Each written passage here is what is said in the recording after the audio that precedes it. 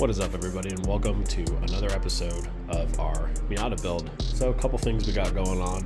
I had attempted to dye the seat fabric, took apart the driver's side seat, and unfortunately it didn't work. So I tried to use the Ritz dye. I let it sit for probably 4 hours, and nothing happened. They are really clean now, which is great. But I'm just gonna end up putting them back on here. I think the only real way to change the color is to use that Duplicolor spray, or just to buy new covers. So we did go ahead and get our seat brackets in, so we're gonna be getting these seats installed hopefully today. And then I'm also working on installing our intake. It showed up from Miata. This is a DDM Works intake. It's gonna use this heat shield, which will be great since we have our headers over here from X-Force, and that stock air box is just a little too close to these headers, so this intake will hopefully bring this out a little bit. We don't have any power steering or anything to worry about, so this should be a nice cushion, at least between where our headers are and where our air is coming in. Eventually I would like to do a cowl intake, but that'll have to come like at a later date. I'm just really excited to get this thing back out on the road. So I'm just kind of going through. I got our factory MAF right here, our airflow meter. Now make sure you hold on to your cork gasket if you don't have it. I'm sure you could make something. I actually am thinking about later on coming back and making a rubber gasket just like this one. What came with the kit was the hardware right here, this adapter to go to their cone filter, this rubber gasket, and this frame. We get instructions. Very, very cool. I already went ahead and put some heat shield on this side just to kind of reflect back some of that heat to those headers. Essentially, I'm just going to follow the instructions that they give you. They are very straightforward, really easy to follow, so definitely recommend. I think I picked this thing up for under $200, so definitely a cool addition. Eventually we will go with a different intake manifold, and then we'll do a MAF delete. We'll be running a 3-bar sensor probably, but for now this will be perfect. We also got some new additions to our car. So I've got right here, I got our logo, just kind of letting people know, that this is a beast. And then, little cat face right here. I think that should be good. The one on the driver's side, I don't know why this one came out, but so different. But I mean, it kind of looks the same, I guess. This one just looks a little derpy, but the faces look cute. So, I'm sure that'll get a lot of laughs on the road. So I'm gonna go ahead and get started getting this intake all buttoned up, and I'll catch you guys when it's back in the Meowta. All right, guys, and just like that, it is all installed. So pretty easy to do, pretty straightforward. What I did was I installed the heat shield first. They give you a bolt for right here underneath the brake booster, and there's 2 threaded holes down here. Make sure you put the washer and lock washer on those. I got them all snugged down. And then I went ahead and took the MAF and I kind of slid it into this hose right here. It was just easy for me since this was already hooked up, kind of held it in place. And then what I did was I put the adapter here, then we have the rubber O-ring, then the heat shield, and then the cork gasket, and then the MAF. So pretty straightforward once you get it on. The filter is pretty lubed up. So what I did was I just lightly wiped out the inside of where the coupler meets the plastic, and I put it on. I just snugged it down lightly. If you over tighten it, it'll pop off. It just needs to be snug. And it looks really good in here. I'm really excited to hear how it sounds, and I'm definitely happier having this metal heat shield here just because I don't have to worry about melting the factory plastic one. Plus it looks pretty cool in here.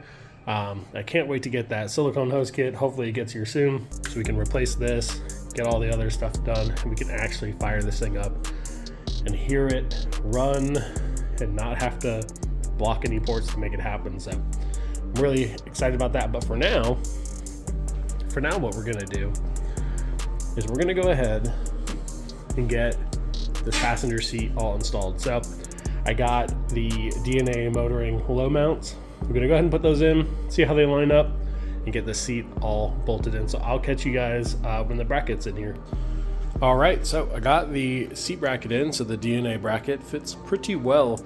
Got it all bolted in. Now I did modify this bracket just a little bit. This hole right here, so you can see here, this is the sliding point. This is the furthest back you're able to set it. You can see I have our rail set slightly further back out on the furthest setting here that lined up with the rear of the bracket. And then here, I actually went ahead and marked, and I went and drilled a slotted hole like this. So I drilled 2 holes and joined them in the middle, and I did that on each side. So now we have a slightly further back seating position. I'm not 100% sure if I like it because it's right here back behind the weld. But we are going to end up probably just ordering some planted mounts for these seats if we keep them, or we might end up going with some Sparco QTRs, in which case I will get the planted mounts for those. So realistically, this setup might be temporary, but it'll be good enough and safe enough to cruise around on the street and keep us in our seat. So I'm going to go ahead and get the seat mounted on here. Now, it's very important, if you don't already know, find yourself an Allen key or go pick one up. It's pretty long on one side, and then cut it down to where just the head of the bolt will actually fit in here, because you're going to need this to get down between this seat and the frame.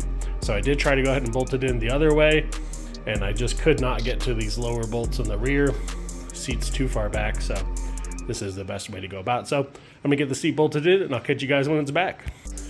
All right, and just like that, the seat is in. It's not going anywhere. This was a huge pain in the butt. So just a heads up, it sucks. What I ended up doing was I couldn't actually fit my hand or the tool in here to line up the Allen head. So I actually just took the whole thing back out, bolted the seat down where I wanted it, brought the bracket in here, and then just suffered and reached all back behind here, down in here to tighten it. I mean, this is a pretty tight squeeze, but it's still not far enough back. I mean, this is far enough back for the passenger for sure. I sat in here, I could sit in here as a passenger, and I'm 6'2", so I think it's fine. The height is really good. I mean, it's way low. Definitely, I don't know about the broomstick test, but it should be fine. Definitely, when the cage is back here, it'll definitely clear a helmet. This is way lower than I was expecting, and the cool part is I can just close the car door and it doesn't hit, just barely, almost will hit. Of course it does hit if you have this panel on, but since we're going to be running some LRB door cards, it's not going to matter. Those cards are pretty tight up against here, so it should be fine. Now the driver's side, I'm a little more weary about, just because I need to get further back and I need to be lower. So I basically need this, I need to clear up, what is this, like a 4-finger gap? I mean, this is like at least 2.5, 3 inches in between here, probably closer to 3. I need to eliminate that on my side, and I already have the seat bracket and seat pretty far back. So I think just for the time being, I'm probably just going to run my driver's seat, my regular driver's seat, and I'm going to order some of those planted mounts. So this way we can just get far enough back and low enough, and hopefully it'll be easy to get in here. But I'm going to go ahead and get this driver's seat all assembled, get the covers and everything back on it. And I mean, I might mount it in there. If I can get enough room, I'll mount it in there. I just want to be comfortable when I drive. And since the steering wheel, I don't have a quick release for it, it might be a little more difficult getting in and out with the other seat in. So I'm just going to go ahead and probably leave the passenger seat in. And then I'm just gonna hold off on the driver's seat for now and just order those brackets and suck it up. It's like $120 something a piece, so I figure it'll be worth it. Those DNA mounts, seat brackets were fairly inexpensive. I mean, I think I paid maybe like $65 for them as a pair, and they're great. I mean, they're gonna work great. They get you really low. It's a pretty basic mount. I only got them because I thought it'd be a little bit more of a direct bolt-in option, but unfortunately I just can't get under the seat and I can't get behind the seat. So I guess we'll kind of see where we're at. The passenger seat was, I mean, pretty good. It took about 30 minutes to put it in, just because I had to drill those extra holes in the bracket here. So like I said on the other one, our seat is already back here and it overhangs pretty far back here. So I don't know if, I don't know if I could go even further. If I do, I'm gonna have to drill a hole out on the seat frame to get it to line up in here, because I'm already the furthest back I could get. And that still leaves, like I said, about 3 inches or so, maybe even 3.5 between the back here. And that's just not going to be enough for me. I mean, I couldn't sit in this position and drive, that's for sure. I mean, it's too close. So I guess we'll just have to see what happens. But I'm going to get that seat all put back together, and then I will catch you guys when it's all assembled, and hopefully it'll be in the car. But if not, worst case scenario, we'll just go ahead and slap our OEM driver seat, which we have sitting right there, back in, and I'll just bite the bullet and order that mount. Alrighty, so it is the next day and it is freezing in here. So last night I decided, instead of trying to work on the seat bracket for the driver's side, you guys know that those sales, man, they get you. So Drift HQ had a bunch of deals going on, so of course I ordered a destroy or die driver's side seat bracket. It was a smoking deal, couldn't resist. Also D&D had a sale, so I ended up picking up a hub and one of their spline quick releases and their Alcantara wheel.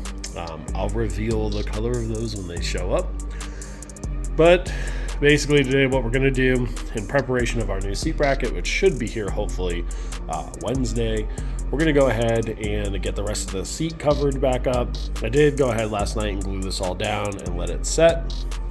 So now that that's ready to go, we're going to finish covering this seat up, get the foam pads back in. We're just going to place it over there for now. We're going to take off the steering wheel. I need to take off all that stuff so I can put the cluster hood back on.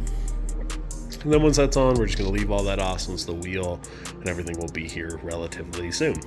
Something else we're going to be working on today is, yesterday we got our delivery, so we got 2 of our brand new hubs right here. These are awesome, a little bit thicker than the OEM ones, and they came with studs pressed in, so that was awesome. Did go ahead and grab 2 more of those C-clip retainers. Just good to have, it never hurts. I did order last night when we were ordering all the stuff on sale, pretty much just the whole destroy or die catalog for the Miata. So we've got like upper and lower control arms coming, and the angle kit and all of the jazz. So we're going to get those installed. There are a couple supporting mods we're going to need to go ahead and do first, or around the same time that we're going to be doing that. So that won't be something that'll happen relatively soon, probably in the next couple months, as we gather the rest of the stuff. We're going to need to pick up another set of calipers for the rear, the hydro kit, the hydro for inside, the mounting plate for that, and just kind of get everything ready so we can just have our independent e-brake set up on here. So we'll do all that kind of at the same time, and then we'll be fitting our wheels. So we're currently going to be running some Enki 92s.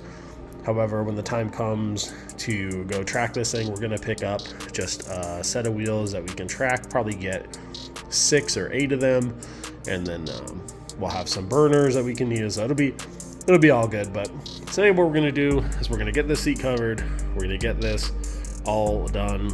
We're going to assemble the whole driver side rear, get that all done. Then we're going to install all of those brake lines that we picked up, these Russell stainless steel lines. Then we're going to put the new calipers on the rear. And then we're going to flush the whole brake system with some new DOT4 fluid that I got. And I think that should be good. Oh, I also did some stuff up here in the front. Let me show you. So as you might have seen, we decided to run just like the OEM housings for the front turn signals for now, since eventually we'll be running the scoop ones with like the little LED light in there. So since we're going to be running these, I went ahead and got these LED bulbs. So these are a switchback. They are a white running light, and then when you hit your turn signals, they turn amber, which is pretty cool. Definitely way bright, and at least they will match our LED side markers and our LED headlights now. I did also go ahead and get a bunch of stuff, a bunch of LED lights for the back. So our brake lights, our turn signals, and our reverse lights are now going to be all LED as well. We also have our LED flasher relay that we have to install later on. So what I'm going to do, I'm going to get that seat covered. I'm going to get that all done. And I will catch you guys when we have the driver's side rear end all assembled. And then hopefully we'll be ready to get this thing down on the ground. We are still waiting for that silicone hose kit to show up so we can fire this thing up and actually run it and get it up to temperature. But for now, we can fill some time doing these little things that need to get done anyway. All right, and just like that, I got the seat all put back together. It's just sitting in here for now until that destroy or die seat mount comes in. Went ahead and got all of the stainless steel brake lines installed. So they're all done. New calipers are on back here. I got both the rotors on. Here's a shot of the fronts. Really cool. So I already turned them lock to lock. Everything looks good. Doesn't look like anything is gonna hit. So that's awesome. Like I said, this seat's just sitting in here. I'm gonna take a break for lunch and pretty much end this video. I need to pull all this off and replace this hood, which is pretty easy. You guys don't really need to see that. Then I'm just gonna leave this off for when the hub and the wheel show up. So here's the rear line right here. So these rear ones were kind of tricky. Not a huge fan of how they kind of don't come up further and then go out. They just kind of come out. So kind of comes back and then does a little loop, but it's well inside the wheel well. It's pretty much back here by the inner flare. So shouldn't have to worry about anything hitting that. Obviously we will check it when we put the wheels on. We'll leave it up in the air and make sure that none of this stuff hits, but we should be good to go. So now that all of this is put back together, that's pretty much all I'm going to be doing. I'm going to come back out after lunch, like I said, and put that hood on the cluster, but that is pretty much it for this video, guys. I appreciate everybody watching. Thank you so much. I know that this one was just basically another mini update. As soon as the vacuum lines show up, we can get this thing running, which would be great. I really want to hear that intake that we put on. I'm just going to throw these lenses back in the front here. I got to install a little resistor, but I'm going to hook up the LED flasher relay first, just to make sure that that will fix it before I go ahead and wire in the resistor in here for the hyper flash. So I'm going to get all that done, but realistically, we're waiting on those vacuum lines. I mean, this is really it right here. This is the one that's really killing me. Because I could run it without the brake booster being hooked up, but it is what it is. I'll catch you guys in the next video where hopefully that will be the first start video. I swear, I'm not gonna release another video until it's the first start video, because I'm tired of dragging you guys along for it, and all this little stuff I'm doing is pretty easy, and it's all stuff that you could just look up, 10-minute videos, 5-minute videos on YouTube and watch. So I appreciate you guys all sticking around. We will be back when this thing is ready to fire up. I'll show you guys the silicone hoses when they come in. I'll show you guys all the parts we got coming for this thing, and we are gonna get this on the road. So until then, guys, peace.